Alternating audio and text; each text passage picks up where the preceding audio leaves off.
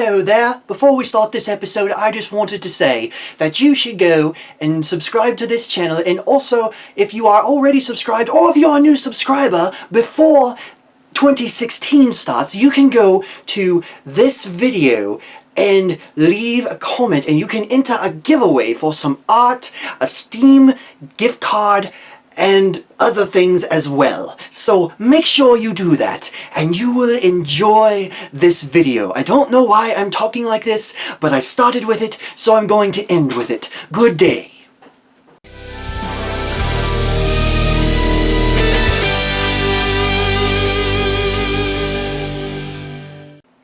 Hello everyone, I'm PapaKenn and welcome to episode 3 of Discovering Steven Universe. Today the episode I'm going to be talking about is Cheeseburger Backpack. Cheeseburger Backpack! Cheeseburger Backpack! This doesn't make any sense if you haven't seen the episode.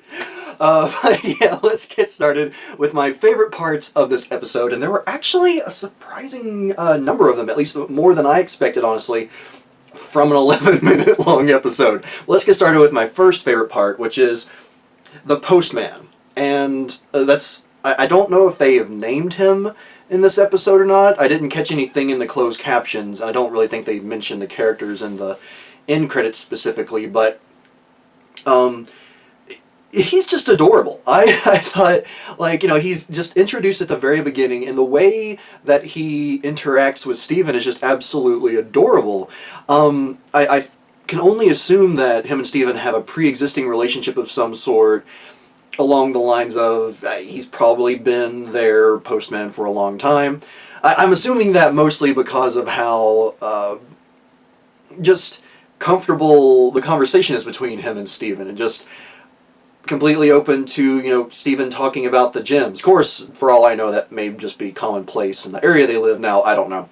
But yeah, I just really liked the Postman, and probably not, but he's a character I would like to see appear more, even if it's just for tiny little bits throughout the rest of the show that exists so far. But alright, moving on to my second favorite part of this episode, Mr. Queasy, that little doll. Oh my god, that is the best.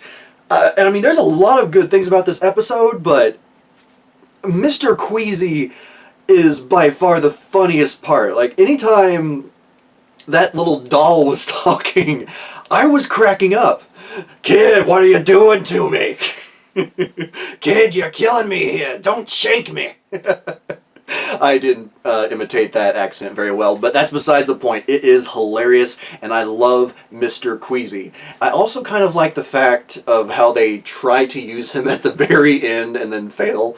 I was honestly hoping that there would be just this last second bit of Mr. Queasy talking before he was destroyed, but oh well, you can't get everything, I guess. But moving on from there, it's time for my third favorite part of this episode, and that is, again, I don't know the tracks for Steven Universe, but around the time that Steven uses the sweaters that he ties together to jump across the body of water that has the magical vortex that pulls them down, this 8-bit video game-like music starts playing, and I immediately just fell in love with it. It sounded like music that would be in one of the classic video games, or even the newer retro-style video games.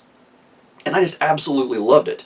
Now, to kind of expand from there, I mean, the music throughout this episode, especially at the end, when they're on the top of the tower, is just amazing. But in particular, that 8-bit video-esque, or video game-esque music was just, it stood out the most to me.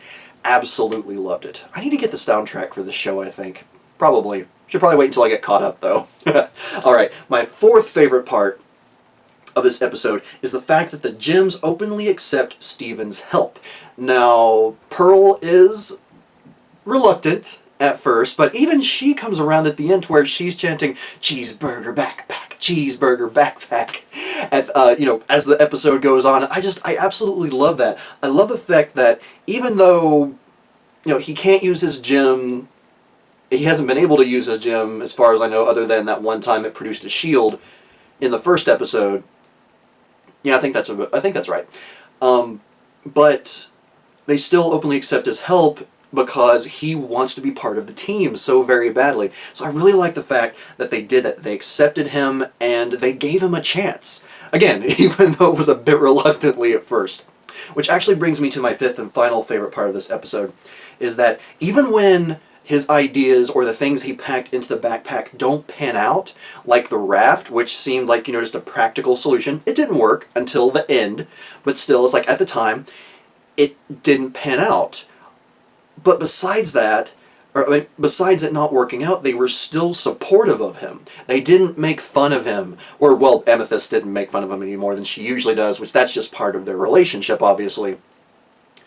But, again, it's just the fact that they were supportive of him despite what happened. They were happy when his ideas succeeded, and even if his ideas didn't succeed, they found their own way. So they worked as a team, and I mean, it's in most cartoons, someone is going to make a quip. Someone is going to make a side comment like, well, oh well, I guess you can't be Mr. Perfect. They didn't even go near that with this episode. They just said, oh, well, okay, that didn't work, let's try something else. And then Garnet knocked down the pillar with her because she's super powerful and can do that. Yeah, I absolutely loved that aspect of this episode. And I really hope it's something that they keep doing as the show goes on. But moving on from there, I do have a few annoyances / nitpicks for this episode. So let's get started with those. The first of which is that, and this is a nitpick from the previous episode, the animation still seems to be developing at this point in the show. Now, it's only the third episode, not including the pilot. So, that, again, the animation still seems to be finding its stride. I don't know if, like, the goofy faces and just really weird-looking figures of the characters at times is going to be consistent or not. If it is, again, it's just a nitpick. It's something that kind of annoys me as a 31-year-old adult who's obviously not the intended audience for the show. But, yeah, just like those little quips, they kind of annoy me. But, again, I feel like it's so early in this show's lifespan, I'm not going to hold it against it very much. Now, if we have an episode like, I don't know, 40 episodes in, and we have animation quality that it's kind of around this stage, I might have some comments on it then. But other than that, at this time, it's just a nitpick that the animation just seems to still be developing. And my phone volume is on. Oops. But moving on from there, it's time for my second annoyance, and actually my final annoyance with this episode. And that is that the big twist at the end was kind of obvious from the beginning. Now, obviously, they're trying to take the moon goddess statue, or whatever it was, to the lunar temple, I'm probably messing up the names, so that it can be restored. And as soon as Steven goes to his room and starts packing stuff, I thought to myself, he's probably going to leave the statue there. And that's what happens in the end, and that's, kind of what happens. That results in the final few moments of the episode. And so I found that to be a bit obvious, a bit silly, but again, it's a kid's show, it's intended for young audiences, and really overall, especially if I was a younger kid, I probably would have been a bit surprised. If I wasn't surprised, I probably would have been a little bit annoyed at Stephen, but still, I don't know, it's forgivable because, again, of the intended age group, and it didn't treat us like we were stupid. It's like, I don't know how to word that properly, but basically, yeah, it's not a huge issue, but it's just something that, plot-wise, I think could have been, I don't know, handled a little bit differently, maybe? I don't know. But that's just me. If you have any of your own favorite parts of this episode or annoyances, please do leave them in the comments down below. I'm definitely looking forward to those.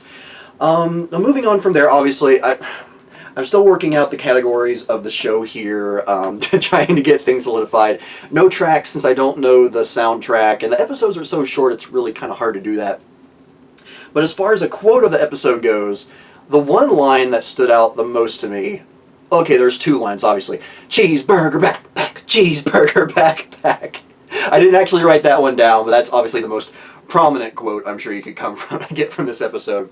But the one that really stood out most to me is said, I believe it's the first time by Amethyst and then the second time by Steven.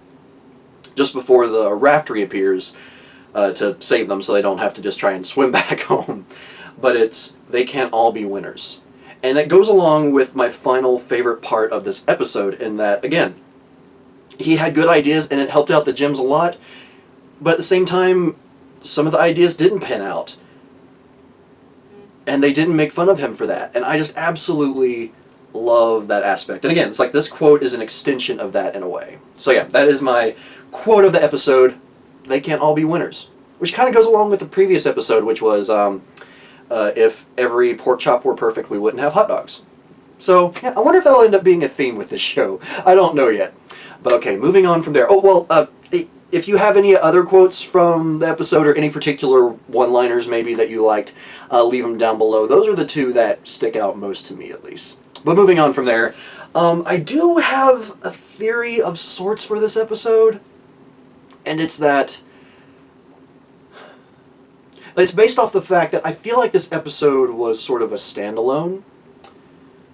But at the same time, my theory is that the events here, being at a place other than the temple where they live, might cause Steven to ask the gems more about, not even necessarily his past, but the past of the gems, and that might get, we might get to learn more about them in that way. Now that's, I guess you could call that maybe more of a personal hope, but for now I'm going to call that a theory, just based on the events of this particular episode.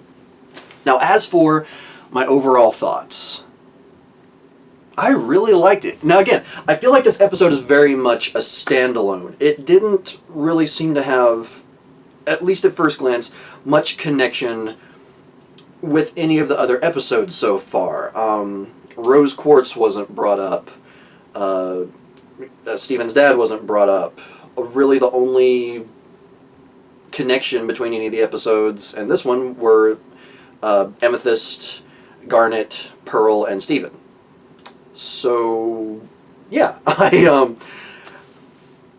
than the fact that it is a standalone, as far as I can tell, I really liked the episode. I thought it was fun. I found the crystal shrimp to be interesting. I love the little moment where Steven threw the breakfast bagels or whatever they were, and the crystal shrimp went to them, basically just kind of, you know, easily outdoing Pearl's plan, which she seems to be a major strategist, which I really like.